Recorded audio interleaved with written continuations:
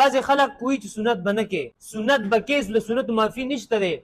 الله خپل حق صرف معاف کړی دی.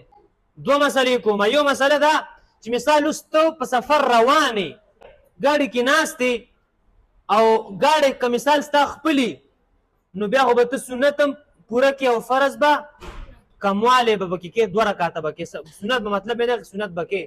او که نه ګاډی د بل چا وي، صحیح ده، نو بیا به که هغه تا ته ټیم درکړي چې زه فرض هم وکړه او سنت هم وکړه، نو بیا به سنت وکړي.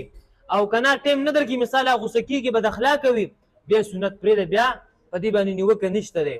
خو سنت به کوئ. دا بعضې خلک وایي که نه چې په سفر کې به سنت نه کې، نو دا هغه خلک دي چې هغه د سنتو دشمنان دي، د پیغمبر د طریقو دشمنان دي. هغه خلک وایي چې سنت مه کوه.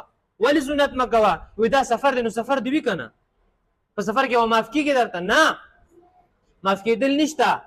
سنت به پوره کې او فرض چې کوم دی هغې کې به کموالی کې.